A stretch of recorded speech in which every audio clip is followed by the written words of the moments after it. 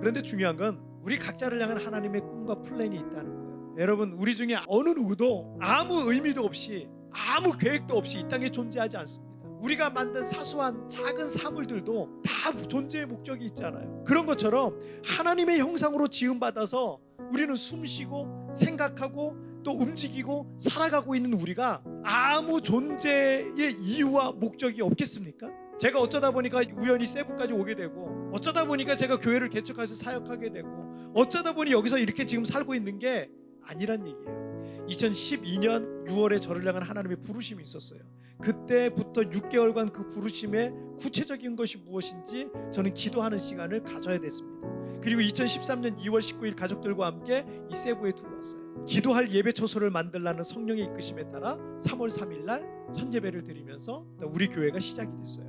자, 세부라고 하는 이곳은 유명한 관광지예요. 영어 어학연수 중심으로 교민사회가 구성되어 있는 이곳에서 한인교회 하나가 제대로 잘 세워진다는 게 쉽지 않다는 것을 제가 지난 세월 동안 경험해 봤습니다. 장기적으로 거주하며 신앙생활을 함께 하면서 교회를 세워갈 일꾼 한 사람 세우는 거 그거 쉽지 않아요.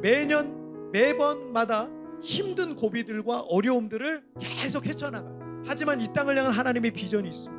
이 땅에 여러 가지 목적을 갖고 와서 짧게 혹은 조금은 더 길게 거주하는 학생들과 성도들이 있습니다. 근데 이 땅에 그 잃어버렸던 그 은혜와 찬양과 기도와 말씀의 감격을 회복하게 될 것을 저는 믿습니다. 우리 교회를 그렇게 쓰시고 있는 걸 저는 믿습니다. 믿음이 없었던 이들이 예수 그리스도를 영접하고 변하게 되게 될 거예요.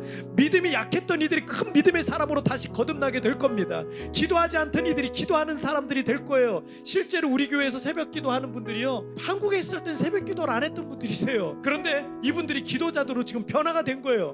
이 땅에만 오면 새 사람이 되고 변화돼서 하나님의 비전을 이루는 그런 믿음의 사람이 될 것을 저는 믿습니다. 요셉에게 있었던 꿈과 비전의 크기가 컸기 때문에 요셉도 감당할 수 없을 만한 그런 시련과 고난들이 있었을 거예요. 하지만 하나님께서 요셉을 붙들어 주셨고, 그리고 결국 요셉이 승리하게 하셨습니다.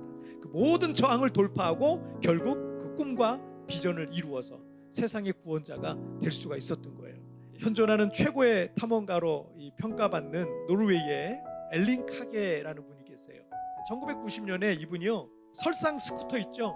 그것도 개썰매도 없고 정말 식량 저장소도 없이 세계 최초로요, 그냥 맨몸으로 북극을 정복한 사람이에요. 1993년에는 역사상 최초로 혼자 걸어서 남극에 도착했어요. 1994년에는 에베레스트 정상에 올랐습니다. 이분이 책을 한 권 썼는데 생각만큼 어렵지 않다라는 책을 썼어요. 거기서 이런 내용이 있더라고요. 사람은 늙고 나이 들어서 새로운 도전에 대한 꿈을 중단하는 것이 아니라 새로운 도전에 대한 꿈을 접을 때 늙는다. 만약 꿈이 없다면 나도 모르는 사이에 천천히 그러나 확실히 시들어 버릴 것이다.